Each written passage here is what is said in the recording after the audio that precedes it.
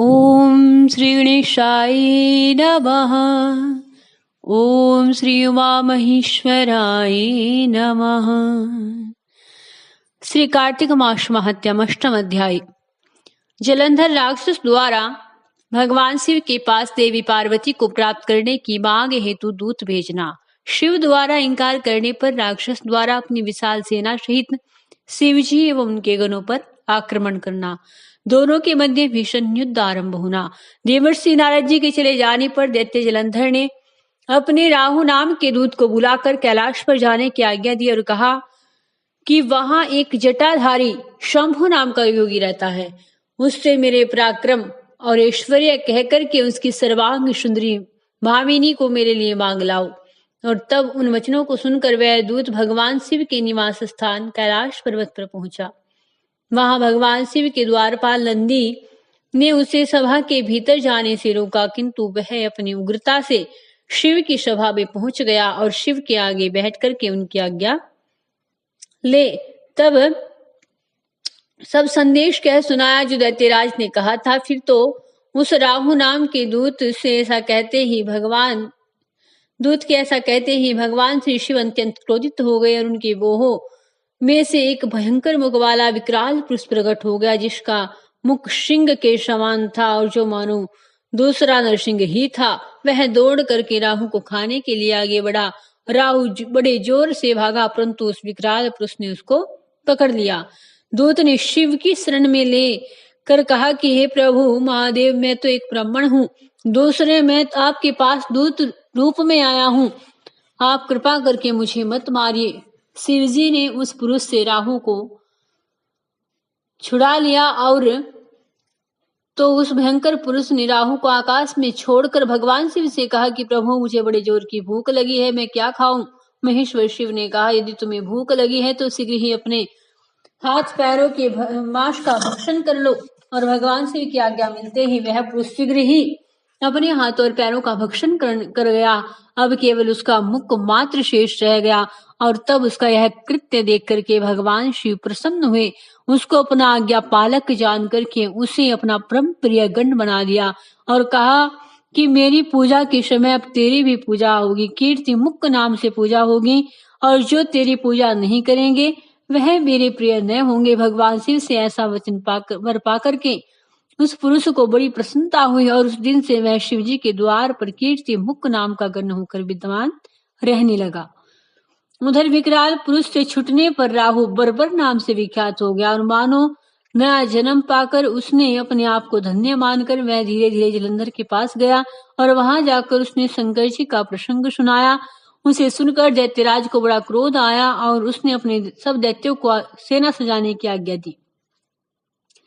कालनेमी और शुंभ निशुंभ आदि सभी महाबली दैत्य तैयार होने लगे। एक से एक महाबली दैत्य करोड़ों की संख्या में निकल करके युद्ध के लिए शामिल हो गए। महाप्रतापी जलंधर अपार दैत्य सेना सहित शिवजी से युद्ध करने के लिए निकल पड़ा। उसके आगे दैत्य गुरु शुक्राचार्य, पीछे छिन्नसिर राहु चला और फिर तो उस समय जलंधर का मुकुट खिसक कर पृथ्वी पर गिर पड़ा। आकाश में मेघ छा गए और बड़े अपशकुन होने लगे। उधर इंद्र आदि सब देवताओं ने एकत्र होकर के कैलाश पर जाकर भगवान शिव के पास पहुंचकर सारा वृत्तांत सुनाया और यह भी कहा कि प्रभु आपने जलंधर से युद्ध करने के लिए जो भगवान विष्णु को भेजा था वह तो उनके वशवर्ती हो गए हैं तथा लक्ष्मी सहित जलंधर के वश में होकर उनके महल में निवास करने लगे हैं। अब देवताओं को भी उसके यहाँ निवास करना पड़ रहा है। अब वह सागर पुत्र आपसे युद्ध करने के लिए आ रहा है, अतएव आप उसे मारकर मेरी रक्षा कीजिए। देवताओं से यह सब कुछ सुनकर के शंकर जी ने भगवान विष्णु का स्मरण किया।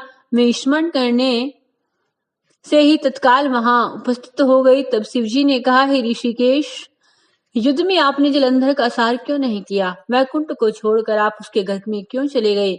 यह सुनकर के भगवान श्री विष्णु ने हाथ जोड़ करके नम्रता पूर्वक उत्तर दिया, वह महादैत्य आपके अंश से उत्पन्न हुआ है और वह फिर लक्ष्मी जी का भाई है।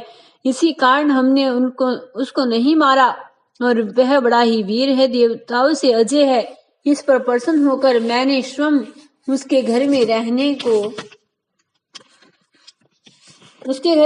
का वरदान उसे दे दिया है और इसी कारण मैं उसके पास में रहता हूँ। भगवान शिव ने कहा, हे सुरवरीय श्री विष्णु, आप यह क्या कहते हैं? उस दैत्य जलंधर को मैं अवश्य मारूंगा और इसमें कुछ संदेह नहीं है। फिर भी उस दैत्य को मारने के लिए आप सब देवता अपना अपना तेज देने की कृपा करें। भगवान शिव के वचन सुनकर के श्री विष्णु सहित सभी देवताओं ने अपना अपना तेज दे दिया। भगवान शिव ने देवताओं को पुनः आश्वासन दिया, कहा कि अब आप सब देवता जलंधर को मेरे द्वारा मरा हुआ जान करके निश्चित होकर के अपने अपने स्थानों को लौट जाइए। तब शंकर जी के ऐसा कहने पर सब देवता संदेह रहित होकर के अपने अपने लोकों को चले आए। कुछ देवता युद्ध की इच्छा से वही रह गए। ठीक उसी समय पराक्रमी जलंधर अपनी विशाल सेना के साथ कैलाश पर्वत पर शहनाद करने लगा। दैत्यों के नाद और कोलाहल से भगवान श्री शिव जी क्रुद्ध हो गए और उन्होंने अपने नंदी आदि गणों को उसके साथ युद्ध करने की आज्ञा दे दी। कैलाश पर्वत के समीप भीषण युद्ध होने लगा और दैत्य अनेकों प्रकार के अस्त्र शस्त्र बरसाने लगे। भेरी, मृदंग, शंख, तीरों, तर्क, हाथी, घोड़े, रथों के शब्द से पृथ्वी कांपायमान हो उठी। युद्ध में कटकर मरे हुए हाथी, घोड़े, पैदलों का पहाड़ सा लग गया, जिससे कि युद्ध भूमि और भी अगम्य कंपायमान हो गई। दैत्यों के आचार्य श्री शुक्राचार्य जी अपनी संजीवनी विद्या से सब मर्द दैत्यों को जीवित करने लगे। यह देखकर शिव के गण व्याकुल हो गए और शिव जी के पास जाकर सब वृत्तांत कह सुनाया। उसे सुनकर भगवान शिव के क्रोध की सीमा न रही और वह अपने भयंकर रूप से दिशाओं को प्रज्वलित करने लगे। फिर तो उस समय उनके मुख से एक बड़ी भयंकर ताल जिंघा नाम की कन्या उत्पन्न हुई, जिसकी दोनों जगहें ताल वृक्ष के समान थी। वह युद्ध भूमि में जाकर के असुरों को मुख में डालने लगी। युद्ध भूमि में इस प्रकार विचरते हुए वह शुक्राचार्य के समीप पहुंची और उसे उठाकर के मुख में डाल लिया और श्रमयंत्र ध्यान हो गई। शुक्र के गुप्त हो जाने पर दैत्यों का मुख मलिन पड़ गया और वह युद्ध भूमि छोड़कर भाग गए। इस पर उनके शुंभ, निशुंभ और कालनेमी आदि सेनापतियों ने अपने भागते हुए वीरों को रोककर शिवगणों पर भीषण प्रहार करने प्रारंभ किए और ऐसे ही शिव जी के नंदी आदि गणों ने भी प्रहार किया।